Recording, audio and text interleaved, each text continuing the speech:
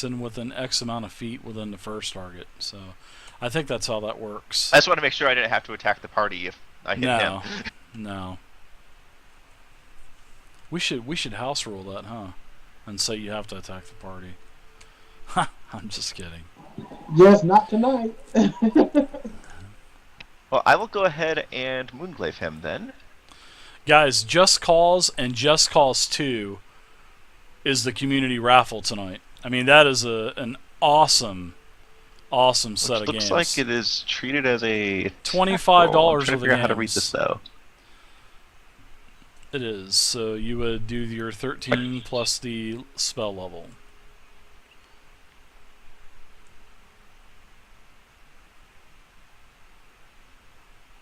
It's 12 plus the spell level, but it actually says it deals damage as a normal weapon to its... Yeah, 12, 13, whatever the number is on the sheet. You can go ahead and do that. And it says you must succeed at a ranged attack to hit your target. Correct. So. It's versus the target's armor class.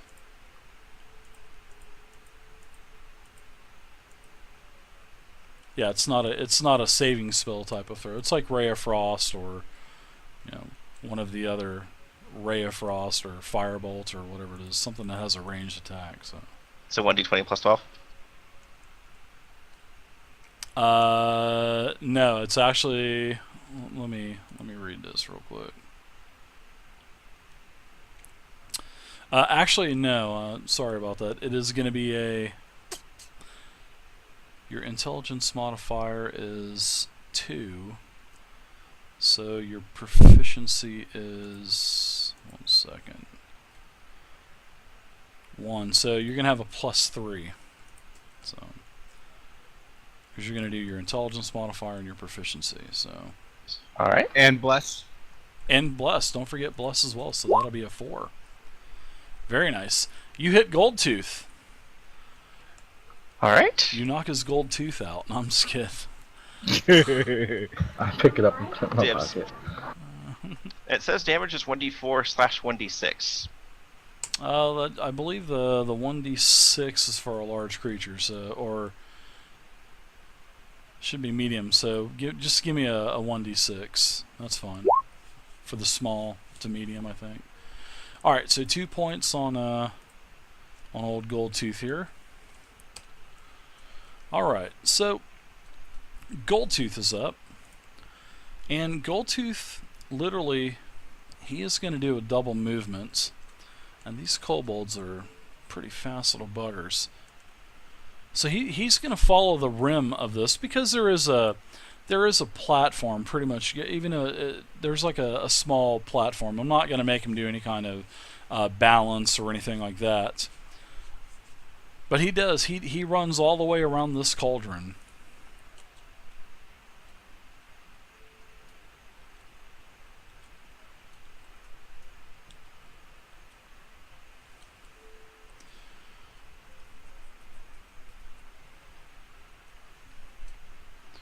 But I am going to make him do a jump check. So the first bit of his movement as he runs around the cauldron, I'm going to do a jump check. And this better be good for him, because if it's not going to be pretty. All right, so he makes his jump. He lands down on the ground, and he continues to run. Now, he runs right directly past you for the rest of his movement on Bixen. So Bixen, you get a free attack on him, just a basic melee attack. So you can do a 1d20 +1 because you don't have any strength modifier. So you're getting +1 for bless. +1 for bless as well, and that's it. Yeah, so you get +2 because you have a dagger in your hand. Oh my gosh, nice! You got him, man. As he runs right past you, you take your dagger and you just stick it right into his gut as he's running past. So go ahead and do your damage. Minimum damage, but nonetheless, you stick him. All right, so he gets this last spot here, and it looks like he's going for this door straight to the north. All right, so that's it for Goldtooth. So Grobik, you're up. You guys thought you had him, and that pesky little vermin ran around the cauldron. And you said he's going for the north door there? Yep, there's another door to the north. As you can see that there's another door. And also there's a door to the east as well. This place is full of doors. Alright, I go in want to movement. I want to move. Right next to him. I'm going to attack him. Alright, stick him. Do it.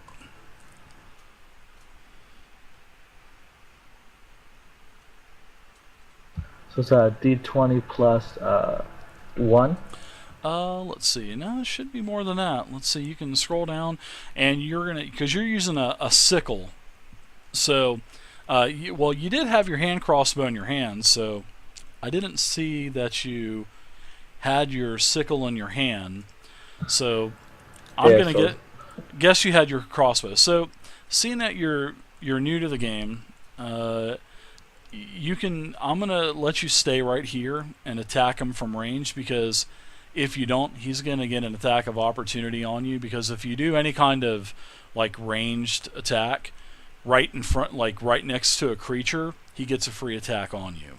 Sort of like when he ran past Bixen got the free attack.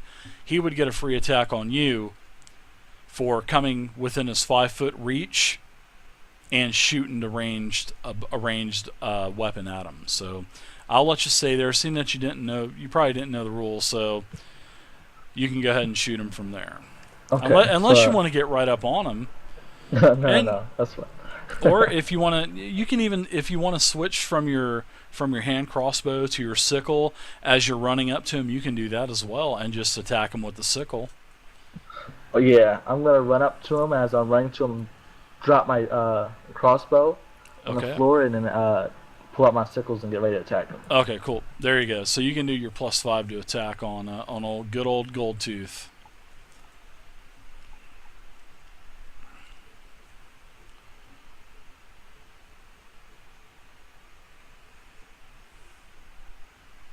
I love the gimmick to this place. A 14 versus armor class is a hit. You barely were able to make contact with him. And he squeals a little bit. I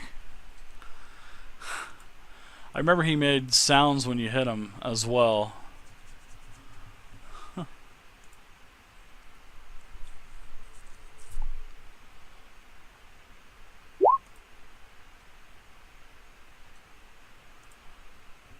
Alright, so now, well, you guys are rolling bad on the damage.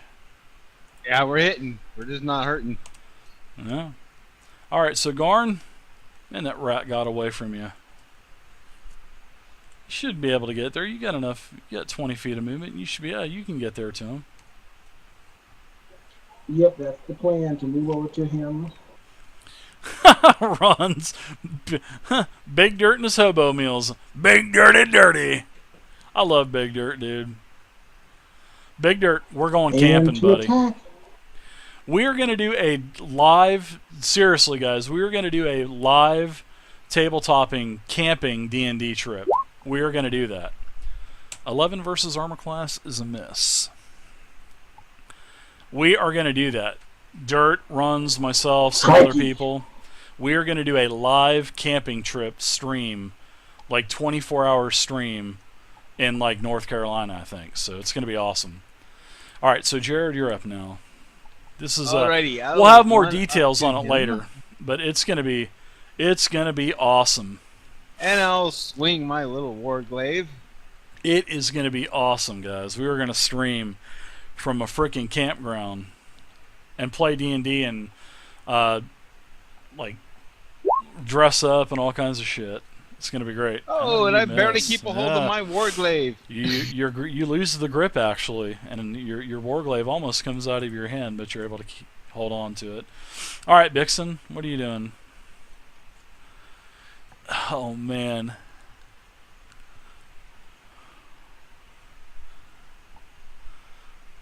I am looking at the door, looking at Goldtooth, and wondering why the tiny gnome has to be the one that gets between the two.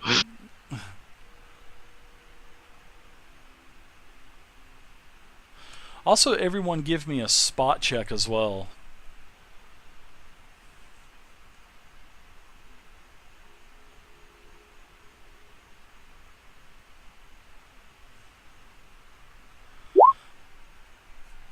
Ooh, nice. That's for the spot check, right, Bixen? Yep, got it. Yes. Yeah, you definitely notice this. Garn, you notice this. Grobik, you don't quite notice it.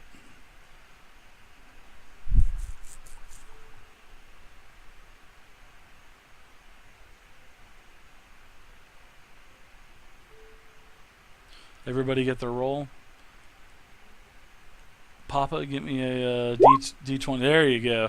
Papa, you notice it as well. It looks like Goldtooth is fixing to eat. He is not stopping. It looks like he is going for the door. And you notice by the door, on this side right here, where I'm pinging, there is a chrome lever, or a steel lever, that's sticking out of the wall. Alright, so Bixen, you're up now. That was your spot check, so you can go ahead and you can do your attack now, or your movement, or whatever you'd like to do. I don't like the looks of that lever. So I am going to try to beat him there, and I don't see how I can do that without drawing an attack of opportunity. So, but I'm going to do it anyway. Well, you can get there. You can go one more space to die. No, but you'll be leaving. That moves 20. Yeah. Yeah. Well, that's up to you. If you want to eat one, you can. All right. I'll risk it. All right. That's cool. No problem. All right. So 9 versus armor class. I'm sure that's probably a miss. So you're able to basically, excuse me, as a gnome, whatever a gnome would say. And what are you going to do? You are Coming to... through. Alright, so are you going to pull the lever? Well, look, if he's beelining for the lever, I don't think pulling the lever is a good idea. Well, he's beelining for the door, but you notice that there's a lever on the wall, so you don't know if it's going to open up the door or what, but...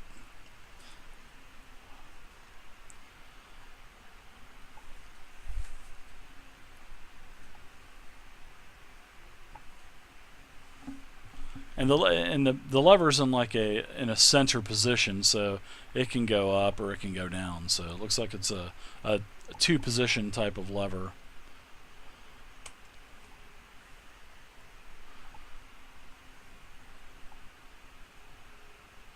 All right, so what do you think? You gonna pull over? You gonna attack him or what?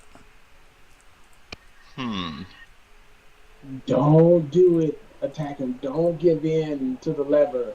Don't let the shiny attract you. Do not push the Does it button. look like gnomish engineering? Push. This lever that has a neon sign over it that says "Pull me."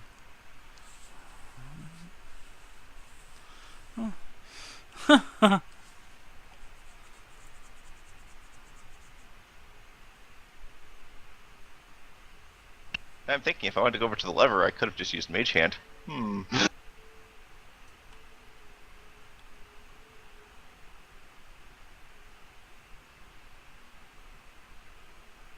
I think I will use Burning Hands. Is there a way where I can aim that where it would hit just him, or... I believe the Burning fighter... Hands would hit everything, yeah. Yeah, Roast Dwarf is not on the menu tonight.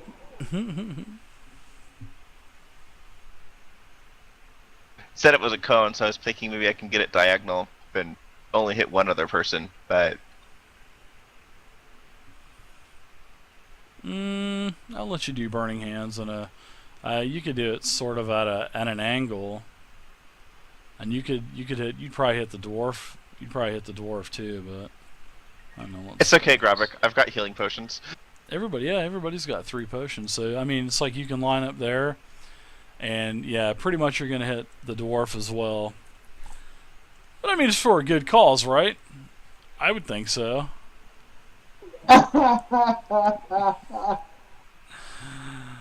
It's for the greater good. That's up to you. Let's go. So need to make a decision here.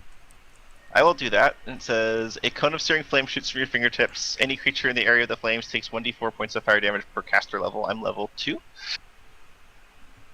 Okay, is there a reflex or something? Reflex save or something? Saving throw, reflex for half. Okay.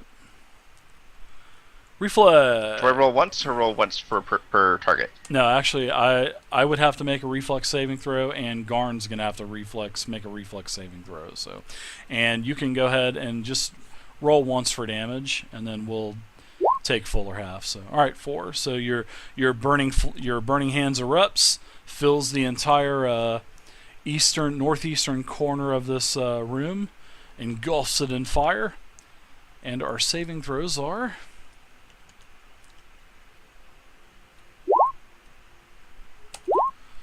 Alright, so I failed my saving throw, so I'll take the full 4 damage. And Garn, you made yours, so you're only gonna take 2 fire damage. But you know what? Your beard is now scorched. I was just gonna go, me beard.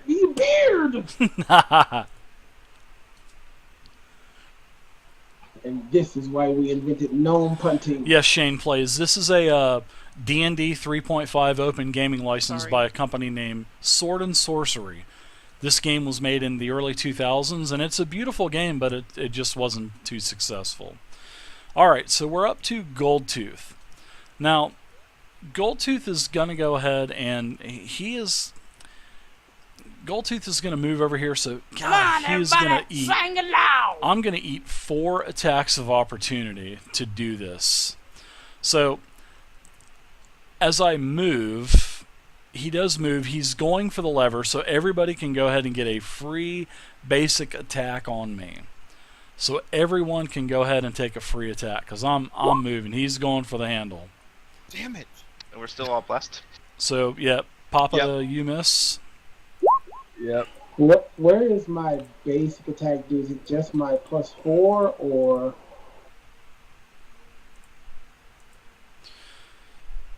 Yes. Okay.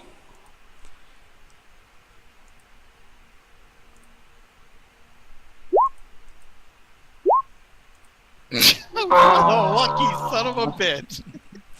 So oh my God! everyone attacks. Oh yeah. So Goldtooth, he hits the lever as he runs by, and he's laughing at all of you.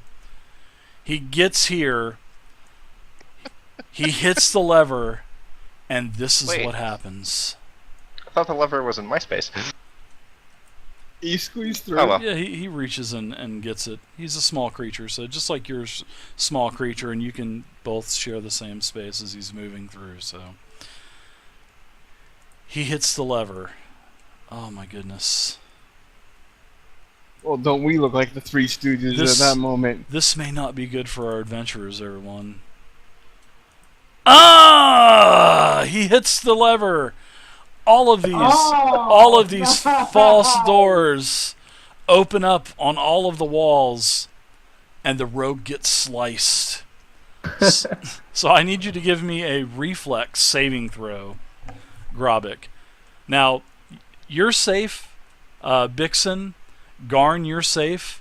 Jared, you're safe. But you can feel the wind and the pressure coming off all of these blades that just eject out of the side of the wall.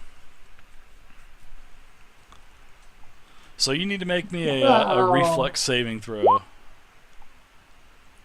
Hey, what's up, Class Gamer? Alright, so you're actually able to tumble out of the way. However, as you tumble out of the way, you're still going to take half damage. So you take a total of 3 damage from, it was a 2d6, and I rolled a 1 and a 5. So I rolled pretty bad. So you're still able to, react rather quickly and spin out of the way. So now there are all these blades that shoot out of the wall, and then they just suck right back up into the wall.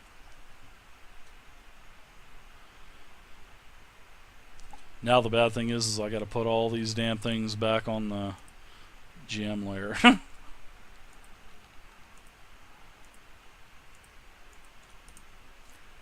I figured you guys would like that. Nice. Evil. It's really great to see That was this from a unexpected. player's perspective.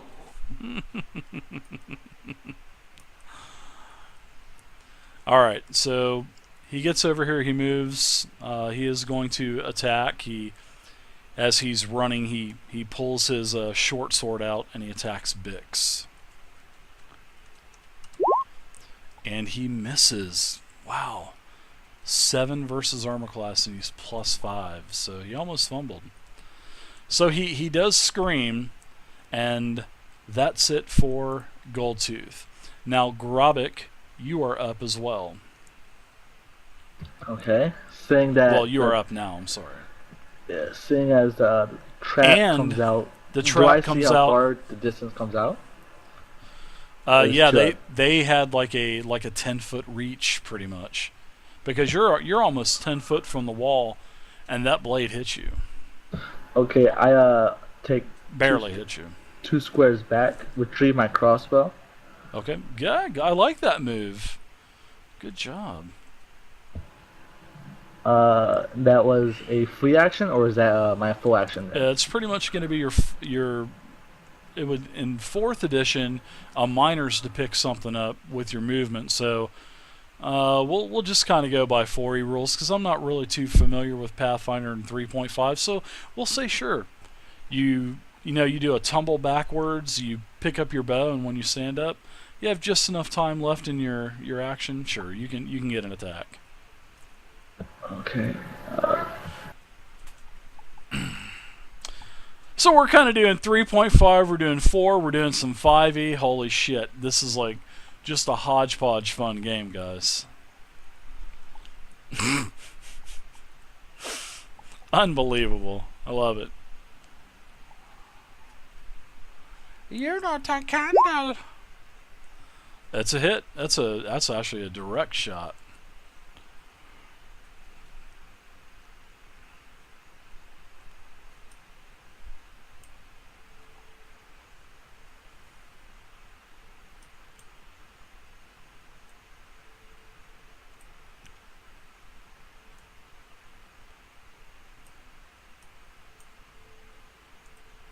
Okay, so, he's medium class now, right? He's small.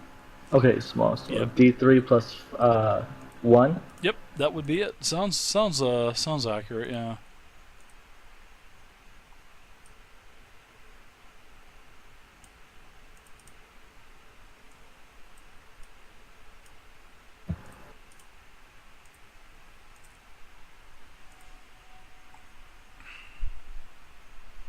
Is D4, 6, 8, 10, 12, 20. It would be a slash roll space 1d3, and this is actually a commanded type, so you can do or you can just roll a 1d4 plus your modifier, and we'll just take 1 off of it. You can just do it that way.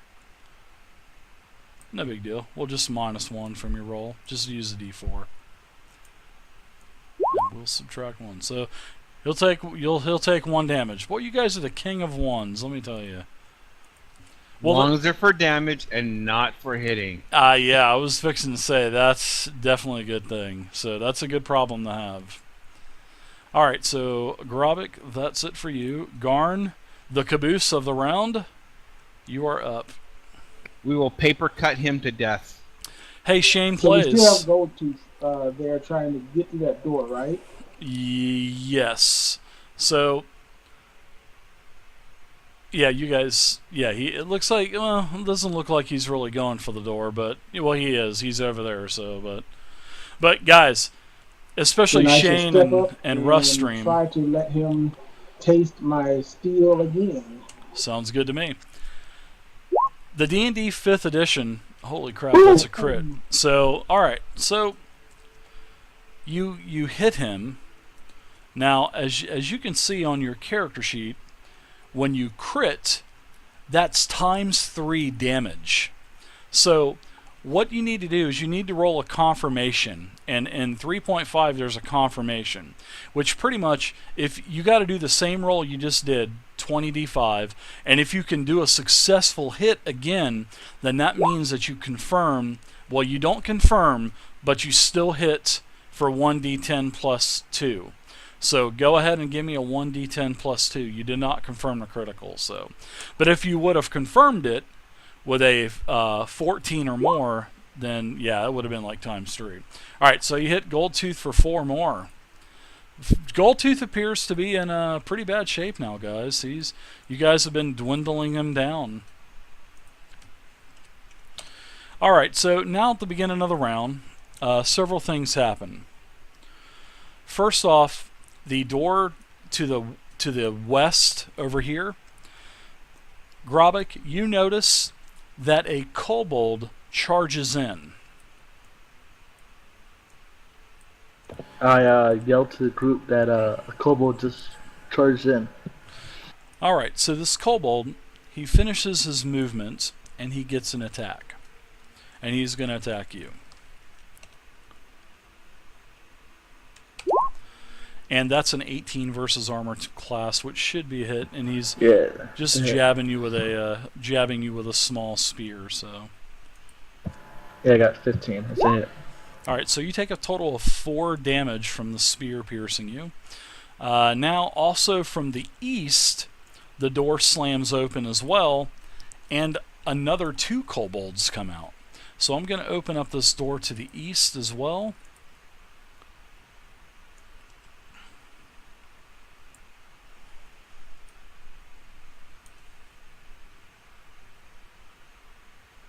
Need 1 second, guys.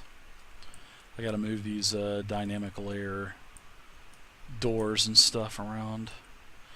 Alright, so these 2 kobolds pop out. The first one, I'm going to go ahead and move him out. So 1, 2, 3, 4, 5. Alright, you're being attacked again. Well, in fact, I think what I'm going to do is, I'll let the first one go, but what I'm going to do is, I'm going to go ahead and roll initiative, and then I'm just going to add them into the tracker. I think that'd probably be the best thing to do, so let me do that. And in fact, go ahead and sorry about that, go ahead and take your 4 damage and put it back on.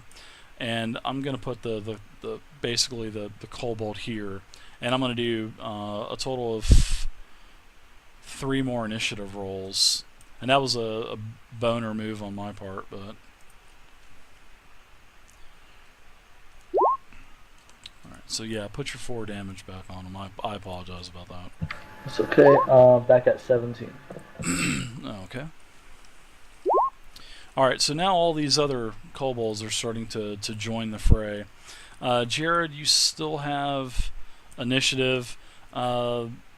Okay, so that's going to be it. There's no more creatures that are going to be adding into this. So, alright, so you're up, Jared. You now know that there are more kobolds coming. So 3 of them, at least.